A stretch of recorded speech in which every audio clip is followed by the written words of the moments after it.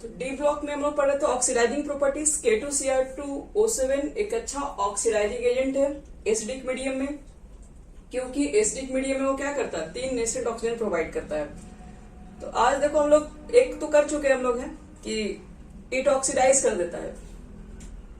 ये किसको ऑक्सीडाइज करता है, तो Ki को I2 में। पहला हो चुका था, इसको हम लोग पढ़ चुके थे। चलो आज सेकंड हमारे पास है it oxidises. It oxidises ferrous salt to ferric salt. Ferrous salt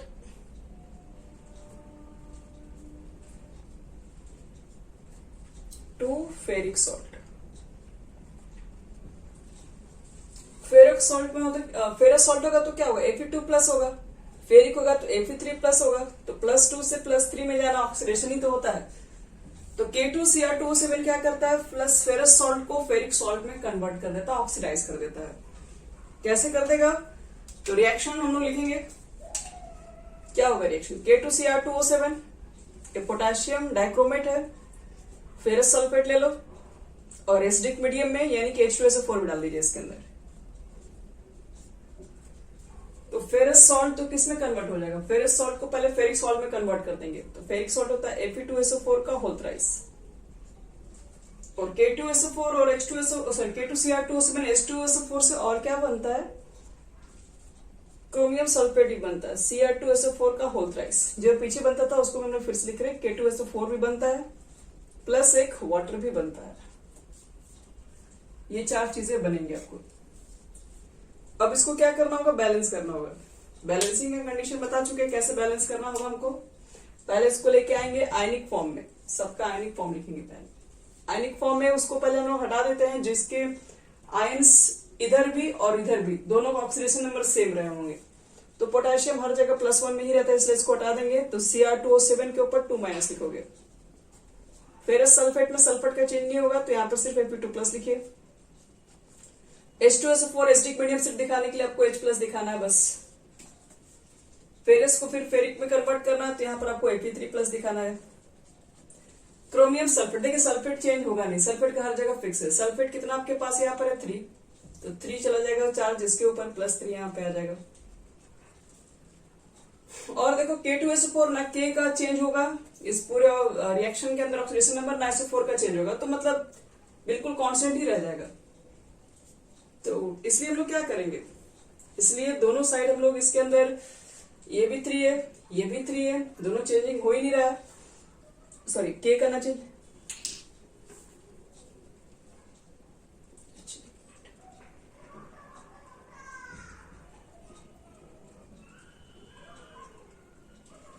K2SO4 का चेंज नहीं हो रहा दोनों साइड से, इसलिए K2SO4 को पूरा गायब कर सकते हैं। और आपके पास वाटर रखना पड़ेगा, क्यों, क्योंकि वाटर एक स्पेक्टेटर आयंस नहीं होते हैं, इसको आपको रखना ही पड़ेगा। तो ये तुम्हारा हो गया पूरा आयनिक रिएक्शन। अब इसको करना है बैलेंसिंग। एग्जाम में आपको इतना लिख के दे दिया जाएगा, आपको प्रोडक्ट भी लिखना होगा क्या बनेगा, और आपको ये भी साथ में लिखना है, इसका बैलेंसिंग भी लिखना होगा, दोनों चीजें लिखना होता है। क्या बनाओगे इसमें, देखो तो बैलेंसिंग कैसे करने के लिए सिखाते हैं। इसमें बताते हैं कि आप सबसे अच्छा आसान मेथड ऑक्सीडेशन नंबर से बैलेंस कीजिए, थोड़ा जल्दी हो जाता है, क्योंकि आयन इलेक्ट्रॉन मेथड से भी कर सकते हो, थोड़ा वो टाइम ले लेगा आपका।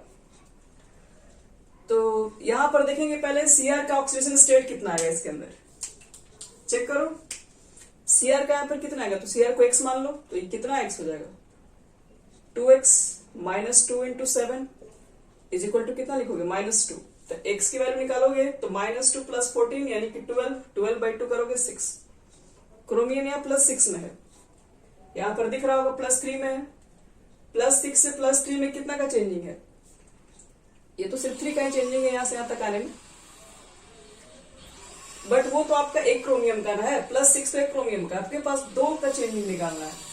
तो जितने आइटम होते हैं उतने मल्टीप्लाई करने पड़ते हैं। यहाँ पे 6 लिख देना। +2 से +3 में सिर्फ 1 का ही चेंजिंग है, अब एक ही आइटम भी है, यहाँ पे तो कोई टेंशन ही नहीं है।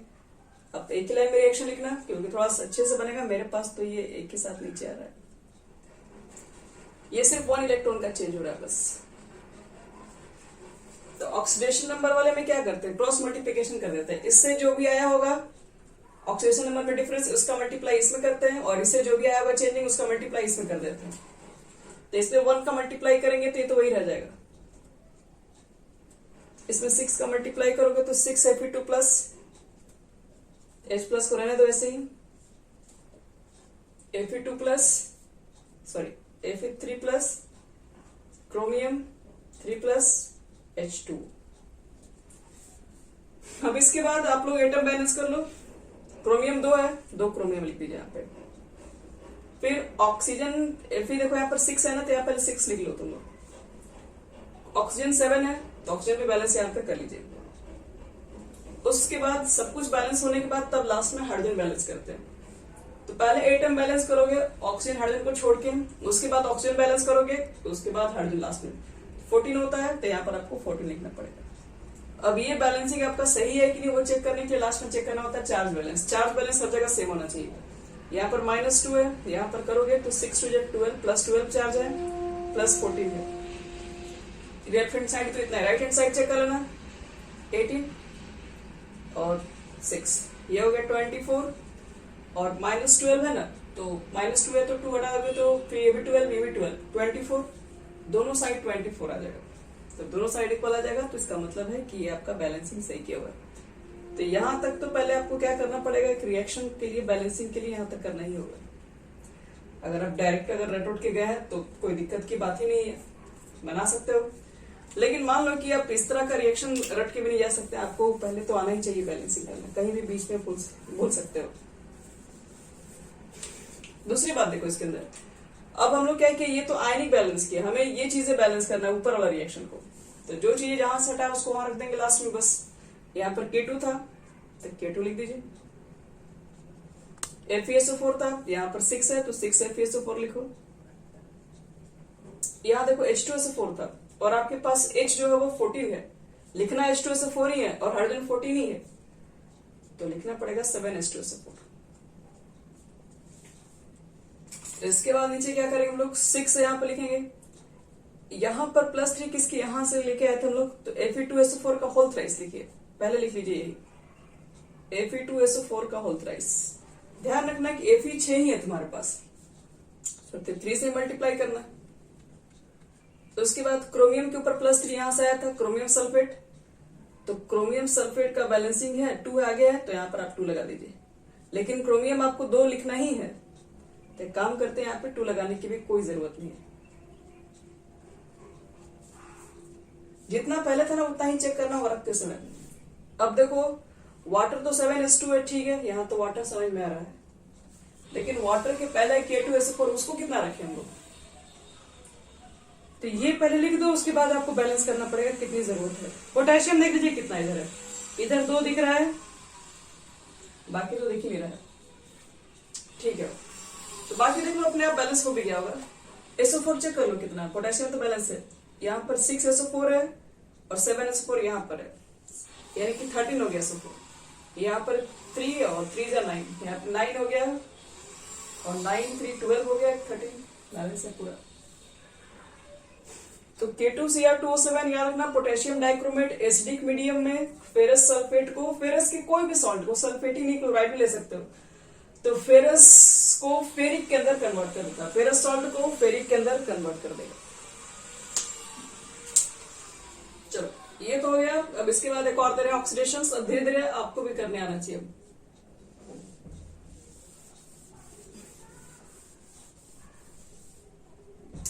थर्ड लिखा जाए, थर्ड लिखो, इट ऑक्सीडाइज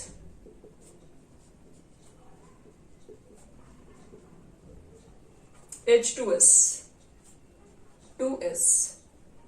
क्या सच में ऑक्सीडेशन हो गया? सल्फर के ऊपर चार्ज को देखो कितना है, सल्फर के यहाँ पर 2H प्लस होगा तो -2 हो गया होगा, और यहाँ पे 0 है तो -2 से 0 ऑक्सीडेशन नंबर इंक्रीज कर गया, यानी ऑक्सीडेशन हो गया यहाँ पर। तो इसको इसमें कन्वर्ट कैसे करेंगे, ये अपने आप उसमें तो कन्वर्ट होगा नहीं, अपने आप नहीं होगा, उसके लिए हम लोग क्या करते हैं, ऑक्सीडाइजिंग एजेंट लाते हैं। ऑक्सीडाइजिंग एजेंट किसको लेके आते हैं, K2Cr2O7 एसिडिक मीडियम। यहाँ पे लिखेंगे K2Cr2O7 H2S ले लीजिए, एसिडिक मीडियम लाना है तो H2SO4 भी रख लो। क्या क्या फॉर्म होगा, तो H2S तो पहले मालूम है केस में जाएगा, फिर बाकी चीजें तो पीछे वाली चलती है। Cr2SO4 का होल थ्राइस ये पीछे से ही आया हुआ है, K2SO4 प्लस वाटर। चलो अभी ये बैलेंसिंग क्या करना है ना, तुम लोगों को करके दिखाना है। चलिए इसके बाद वाला आप लोग कंप्लीट कीजिए। इसको आयन के पहले फॉर्म में लिखो, तो कहो तो आयन के फॉर्म में भी लिख दे रहे हैं। K2 को यहां से निकाल दो, Cr2O7 के ऊपर 2 माइनस। देखिए ये कोई आयनिक रिएक्शन नहीं है, ये आपके पास सल्फर यहां पर भी चेंज होता है, तो इसलिए H2S को आपको पूरा लिखना पड़ेगा। ये एसिडिक मीडियम ले सकते हैं हम लोग हैं। और यहां से सल्फर लिखेंगे, Cr2SO4 होल थ्राइस, SO4 का चेंज होगा नहीं, इसलिए हम लोग उसको क्या करेंगे, पूरी तरीके से हटा देंगे। तो Cr ऊपर +3 आ जाएगा, K2SO4 पूरा गया, वाटर। चलो देखो तो क्या होगा इसका, फटाफट चेक करो तो बैलेंसिंग में।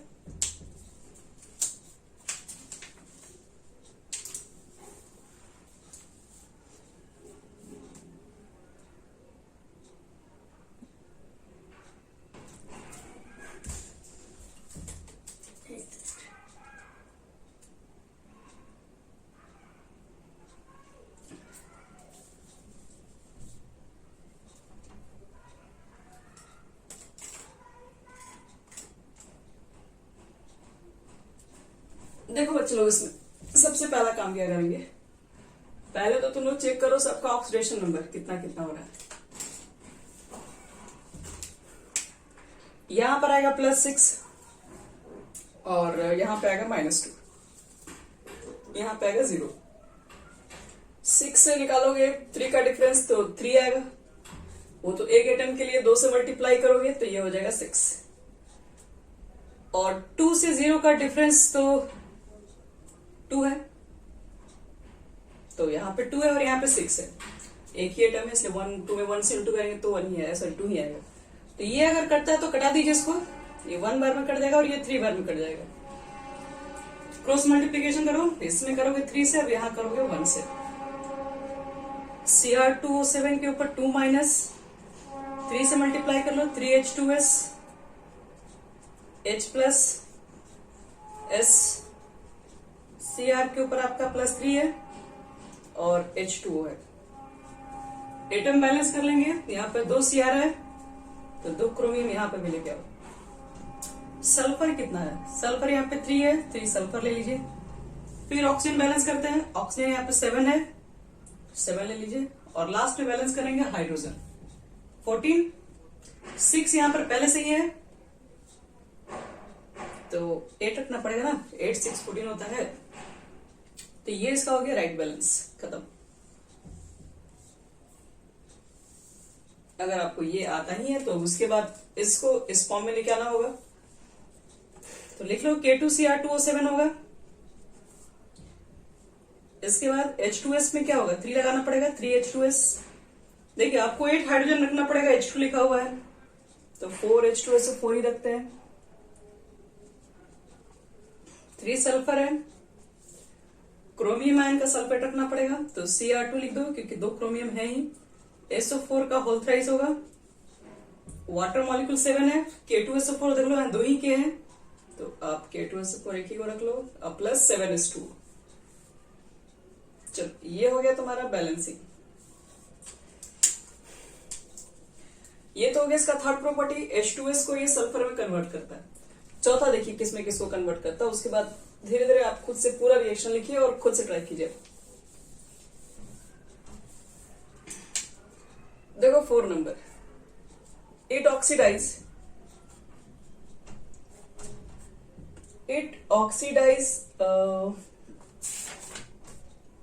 Sulphide to sulphate, sulphide to sulphate and thiosulphate to sulphate. उसको अगले में कर ले क्या, and thiosulphate to sulphate and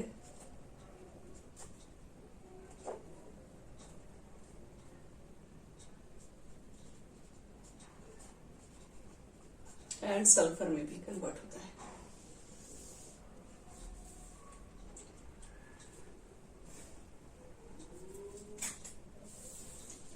तो अब देखते हैं हम लोग सल्फाइड को ये कन्वर्ट कर देता है सल्फेट में, और थायोसल्फेट को भी किस में कन्वर्ट कर देगा ये, सल्फेट में, सल्फर में। तो अब एक एग्जांपल लेते हैं दोनों पे। पहले सल्फाइड वाला लेते हैं, सोडियम सल्फाइड ले रहे हैं, ठीक है। Na2SO3, सोडियम सल्फाइड से सोडियम सल्फेट आओ, Na2SO4। तो यहां पर ऑक्सीडेशन नंबर चेंज हुआ, सल्फर का निकाल के चेक कर लीजिएगा। -6 हो गया, -2 3 करोगे तो अब +2, -6 + 2 4 हो जाएगा, +4 यहां पर आएगा, -8 + 2 +6 आएगा। तो 4 से 6 ऑक्सीडेशन हो गया इसका। यानी कि आपके पास था K2Cr2O7, सोडियम सल्फाइड था Na2SO3, और आपने डाल दिया था एसिडिक मीडियम H2SO4, और ये किस पे कन्वर्ट हो गया, तो sodium sulphide, sodium sulphate, chromium sulphate तो आपका रहेगा ही इसमें, Cr2SO4 का होल थ्राइस आपका रहेगा, K2SO4 रहेगा ही, प्लस वाटर। चलो रिएक्शन तो लिख दिए हम। अब इसके बाद फिर से इसको भी बैलेंसिंग करना आप ही का काम है। इसको हम आयनिक फॉर्म लिख दे रहे हैं, Cr2O7 लिखोगे 2-, Na यहाँ पे चेंज होगा नहीं, तो SO3 के ऊपर 2-, क्योंकि 2 सोडियम को हटाना पड़ेगा, एसिडिक मीडियम बैलेंस है। यहाँ पर आप Na2SO4 लिखेंगे। यहाँ पे ध्यान से रखिएगा, हमें यहाँ पे सल्फेट का ऑक्सीडेशन नंबर चेंज हो रहा है, सल्फर का यहाँ पर और यहाँ पे सल्फर का, इसलिए हमको यहाँ पे इस बार लिखना पड़ेगा। इसमें क्या करेंगे, Cr के ऊपर +3 लिखेंगे, लास्ट में वाटर मॉलिक्यूल और K2SO4 हमेशा की तरह पूरा गया। चलो इसको निकाल के देखो तो फटाफट, इसका बैलेंसिंग करो कितना होगा।